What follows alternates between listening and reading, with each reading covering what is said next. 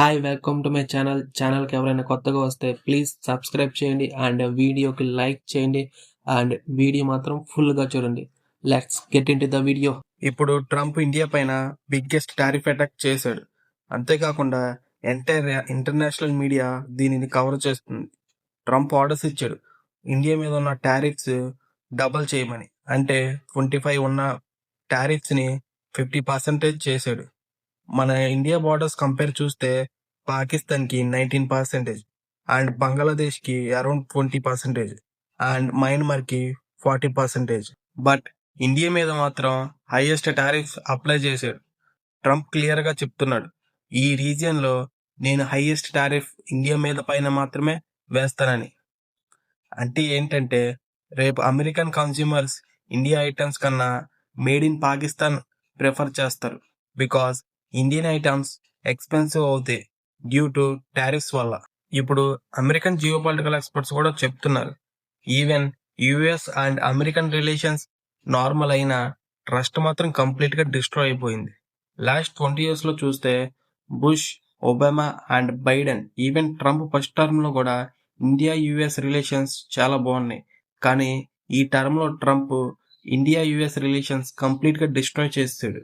మీడియాలో కూడా పబ్లిష్ చేస్తున్నారు ఈ టారిఫ్స్ బ్యాక్ ఫైర్ అవ్వచ్చని.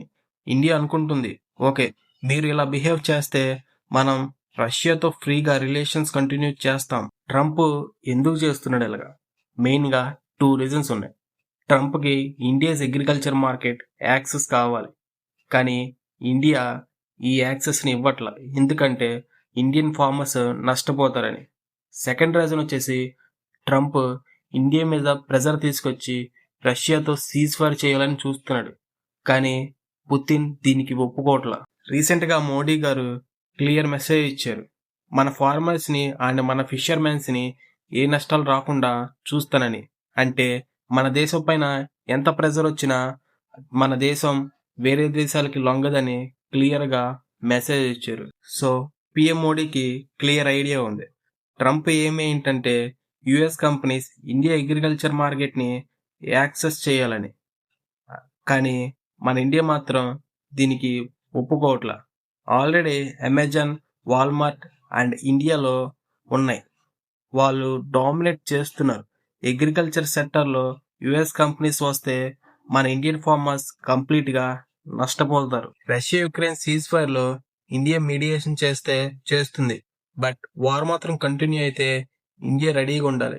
యుఎస్కి ఎక్స్పోర్ట్ అయ్యే మన ఇండియా నుంచి గూడ్స్ తగ్గిపోతాయి అండ్ దానివల్ల జీడిపి కూడా డౌన్ అవుతుంది. ఇప్పుడు క్వశ్చన్ ఏంటంటే ట్రంప్ ప్రెజర్ ఇండియా మీద ఎందుకు, చైనా మీద ఎందుకు లేదు?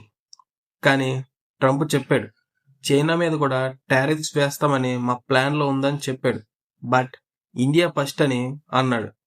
అది మిస్టేక్ అని జియోపాలిటికల్ ఎక్స్పర్ట్స్ చెప్తున్నారు. ఇండియా రష్యా అండ్ చైనాతో క్లోజ్గా మూవ్ అయితే అండ్ ఆర్ఎస్సి గ్రూప్లో చేరితే, క్వాడ్ నుంచి విత్డ్రా అయితే యుఎస్కి 0 బెనిఫిట్స్. అండ్ పిఎం మోడీ గారు కూడా చైనాకు వెళ్తున్నారు ఎస్సీఓ సమ్మిట్కి ఆఫ్టర్ 7 years తర్వాత. అండ్ మన పిఎం మోడీ గారు జీ జిన్పింగ్తో కలుస్తారు. అప్పుడే Pakistan army chief Asif Munir second time అమెరికాకు వెళ్తున్నాడు. ట్రంప్ ఓపెన్గా షేక్ హ్యాండ్ ఇస్తాడు ఆసిఫ్ మునీర్కి. ఇండియా అండ్ పాకిస్తాన్ బ్యాడ్ రిలేషన్స్ని ఎక్స్ప్లోర్ చేస్తున్నాడు Trump. And Pakistan is nothing, అసలు మన దేశంతో కంపేర్ చేయడానికి పాకిస్తాన్ ఎకానమీ సరిపోదు. కానీ ట్రంప్ పాకిస్తాన్తో జాయిన్ అవుతున్నామని ఇండియాకి మెసేజ్ ఇస్తున్నాడు. సో నేను అనుకుంటుంది ఏంటంటే మన ఇండియా డాలర్స్ హోల్డ్స్ని తగ్గించాలి అండ్ గోల్డ్ రిజర్వ్స్ని పెంచాలి.